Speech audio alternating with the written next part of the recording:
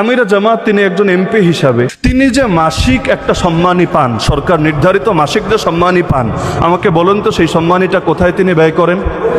আলহামদুলিল্লাহ সবাই জানেন দেখি একটা কওমি মাদ্রাসা, এবং জানাতন কওমি মাদ্রাসা না। কেউ হয়তো বলবে ও বুঝেছি, মনে হয় জামাতের কোনো হুজুরের করা কওমি মাদ্রাসা না রে ভাই। ওই ঢাকা মিরপুরে এমন একটা মাদ্রাসা, যেই মাদ্রাসার নাম গোটা বাংলাদেশ জানে, এমন একটা শীর্ষস্থানীয় মাদ্রাসা। আমি নামটা যেহেতু আমিরে জামাত প্রকাশ করেন না, আমিও নামটা প্রকাশ করছি না। শীর্ষস্থানীয় একটা মাদ্রাসা, সেখানে তিনি 5 বছরের জন্য তার এই সম্মানীটাই অক্ষ করে দিয়েছেন। এখন বলবেন আমিরে জামাত তিনি ব্যক্তি হিসাবে ভালো মানুষ, তিনি হয়তো দিয়েছেন। শুধু তিনি ব্যক্তি না, প্রতিটা এলাকায় খুঁজলে এর হাজারো দৃষ্টান্ত পাওয়া যাবে। আমি যদি আমার নিজের গত সপ্তাহের অভিজ্ঞতা বলি, তাহলে আমাদের মিরপুরে, বৃহত্তর মিরপুরে, মানে মিরপুর তো অনেকগুলো ভাগ আছে, মিরপুরে 1, 2, 3 এরকম অনেক বিশাল। বৃহত্তর মিরপুরের একটা বোর্ড আছে প্রাইভেট মাদ্রাসাগুলোকে নিয়ে। সেই বোর্ডের সেক্রেটারি, যিনি একজন ব্যাংকারও, আমার সাথে আবার নিজের বড় আলহামদুলিল্লাহ বেশ প্রতিষ্ঠিত একটা প্রাইভেট মাদ্রাসাও আছে, অনেক টাকা বিলও নেয় এবং পড়ালেখার মান ভালো। তো আমার কাছে রিকোয়েস্ট করলো যে আমাদের কিছু মাদ্রাসা এমন যেখানে কিছু এতিম ছেলেপেলে আছে, যদিও প্রাইভেট মাদ্রাসায় খুব বেশি থাকে না, কিন্তু কয়েকটা প্রতিষ্ঠানে কিছু এতিম ছেলেপেলে আছে, তো ওদের কোনো একটু খেদমত করা যায় কি না। আমি বললাম কেমন খেদমত দরকার?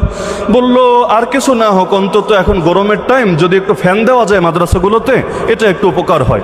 আমি বললাম আচ্ছা ঠিক আছে, ফিকির করে দেখি। তবে ধরেন আমরা আয়োজন করলাম, কিন্তু লাস্টে আবার মাসালাগত ঝামেলা দেখা দিবে না তো, যে না এই গোমরা ব্যক্তিদের থেকে ফ্যানও নেওয়া যাবে না, এটা হারাম, নিলে জাহান্নাম, এই টাইপের মাসালা দেখা যাবে না তো? বললো না, এটার দায়িত্ব আমি নিচ্ছি, কোনো সমস্যা নেই।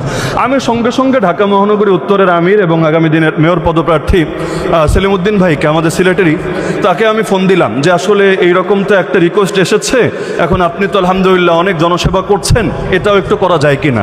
আমি অবাক হলাম, আমি ভেবেছিলাম হয়তো বলবেন চিন্তা করে জানাচ্ছি অথবা পরামর্শ করে দেখছি। 1 সেকেন্ডও টাইম নেন নাই, তিনি বলেন হ্যাঁ আমি রাজি আছি।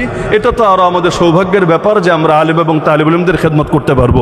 আমাকে সাথে বললেন আচ্ছা আপনি তো জাস্ট ফ্যানের কথা বলেছেন, কয়টা প্রতিষ্ঠানে ফ্যান লাগবে আমাকে তালিকা দেন, এরপর আরও কথা আছে।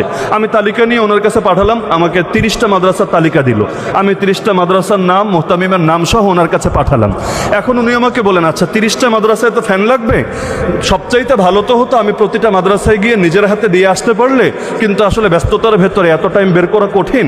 তাহলে একটা কাজ করলে কেমন হয়, আমরা সব আলেমদেরকে এক জায়গায় একবেলা মেহমানদারি করি, একটু আলহামদুলিল্লাহ একসাথে বসে খাওয়া দাওয়া করলাম, ওনাদের হাতে হাদিয়াটাও তুলে দিলাম। আমি বললাম এটা তো খুবই ভালো হয়। এখন আমাকে বললো তাহলে 30টা না 50টা মাদ্রাসার মুহতামিমকে আপনি দাওয়াত দেন, খাওয়া দাওয়া করলাম সবার সাথে, আর যেই 30টা তালিকা এসেছে তাদেরকে ফ্যান দিয়ে দিলাম। তো আলহামদুলিল্লাহ দেখা গেল যখন তাকে এভাবে বলা হলো, ওই 30টা